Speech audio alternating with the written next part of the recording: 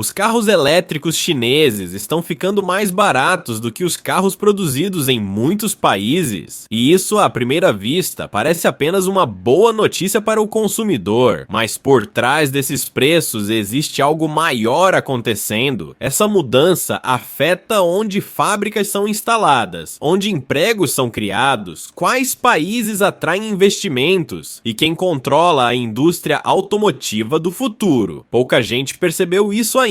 Os carros elétricos chineses não estão apenas ganhando espaço no mercado global, eles estão desafiando uma indústria centenária e obrigando governos e montadoras a repensarem regras que pareciam imutáveis. E o ponto mais sensível dessa história não é a tecnologia, é a velocidade com que tudo aconteceu. Durante décadas, o carro elétrico foi tratado como uma promessa distante. A indústria automotiva mundial girava em torno do motor a combustão, um modelo consolidado ao longo de mais de um século. Fábricas foram construídas, cadeias produtivas se espalharam por diversos países e marcas tradicionais se tornaram símbolos de poder industrial, especialmente na Europa, nos Estados Unidos e no Japão. Nesse cenário, os veículos elétricos eram vistos como uma curiosidade, as baterias eram caras, a autonomia era limitada e a produção em larga escala parecia economicamente inviável. Poucos acreditavam que eles poderiam competir de fato com os carros a combustão no mercado de massa.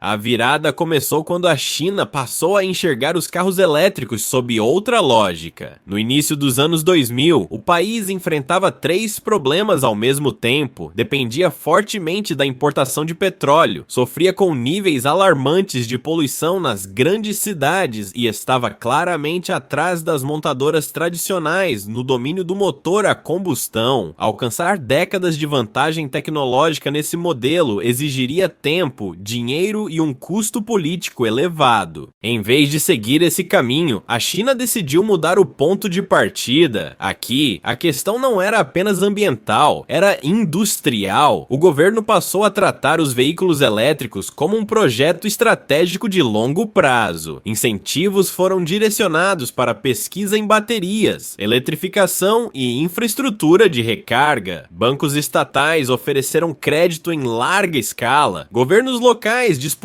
a instalação de fábricas. E o enorme mercado interno foi usado como um grande laboratório industrial. Nesse ambiente, errar fazia parte do processo. Muitas empresas surgiram e desapareceram, tecnologias foram testadas e abandonadas, mas ao contrário de outros países, o aprendizado aconteceu em escala. Cada falha gerava conhecimento e cada acerto era rapidamente replicado. Com o tempo, a China construiu algo raro, uma cadeia produtiva praticamente completa. O país passou a dominar desde a extração e o refino de minerais críticos até a fabricação de baterias, motores elétricos, sistemas eletrônicos e a montagem final dos veículos. Esse domínio trouxe uma consequência direta: redução de custos. Com escala, os preços caíram. Com volume, a tecnologia amadureceu. E com milhões de consumidores, a indústria ganhou experiência em uma velocidade difícil de igualar. Preço baixo, nesse contexto, deixou de ser apenas uma vantagem competitiva, virou poder industrial. Quando os carros elétricos chineses começaram a chegar a outros mercados, o impacto foi imediato. Os preços chamaram atenção, os modelos mostraram desempenho competitivo e a capacidade de produção revelou um nível de escala que poucas montadoras tradicionais conseguiam acompanhar. A discussão então mudou de patamar. Não era mais apenas sobre sustentabilidade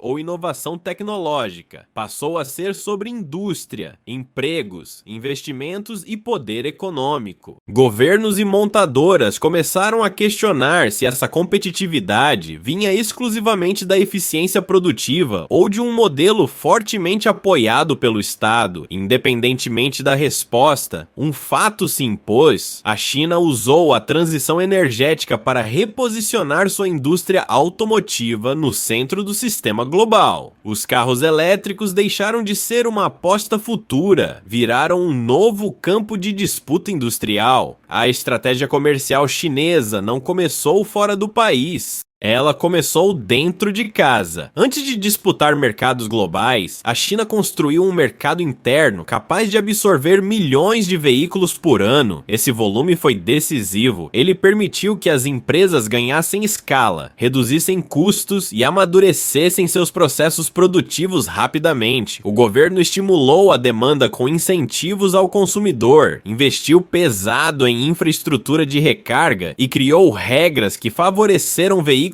elétricos nas grandes cidades. Ao mesmo tempo, permitiu uma competição intensa entre empresas nacionais. Muitas não sobreviveram. As que resistiram ficaram mais eficientes, mais produtivas e mais preparadas para competir fora do país. Nesse ambiente, fabricar barato deixou de ser apenas uma vantagem, virou uma condição de sobrevivência. Quando a indústria atingiu maturidade, veio o segundo movimento: exportar. As montadoras chinesas passaram a mirar mercados onde a transição para veículos elétricos estava em andamento, mas a produção local ainda era cara ou limitada. Europa, Sudeste Asiático, América Latina e Oriente Médio entraram no radar. A estratégia foi direta: oferecer carros elétricos com preços inferiores à média do mercado, sem abrir mão de tecnologia essencial, conectividade e autonomia aceitável. Em muitos casos, o preço final ao consumidor ficou abaixo do que montadoras tradicionais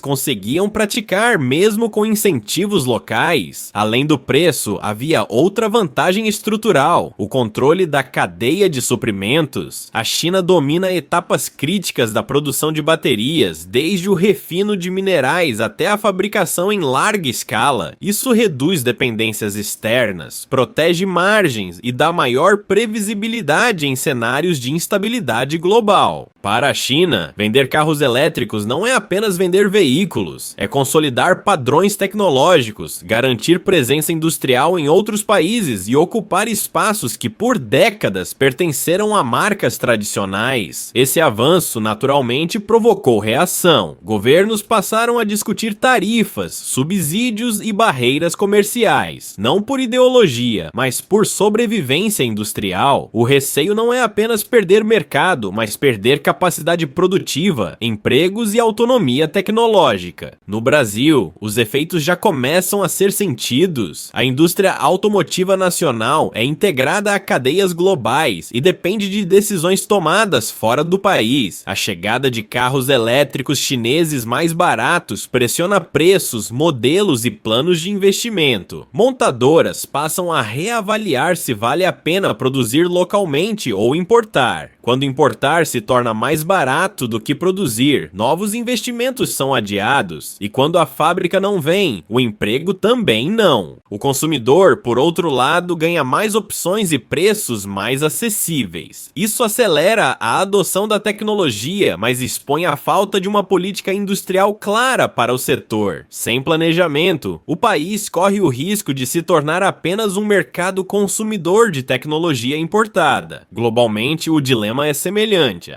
A estratégia chinesa força governos a escolher entre abrir seus mercados e aceitar uma reorganização industrial acelerada ou intervir para proteger empregos, mesmo ao custo de preços mais altos e menor competição. O carro elétrico deixou de ser apenas um meio de transporte, ele se tornou um vetor de reorganização industrial. No fim, a pergunta central não é quem vende mais carros elétricos, é quem consegue manter uma indústria automotiva relevante em um mundo onde preço, escala e política industrial caminham juntos. E essa disputa, embora pareça distante, chega ao cotidiano das pessoas de forma concreta, no preço dos veículos, na oferta de empregos e na capacidade dos países de acompanhar as transformações tecnológicas que estão redesenhando a economia global. Se você quer continuar entendendo como geopolítica, indústria e economia real afetam diretamente a vida no Brasil, acompanhe o canal e participe da conversa, porque muitas vezes o futuro do país é decidido muito antes de chegar às ruas, nas fábricas, nas cadeias produtivas e nas estratégias industriais.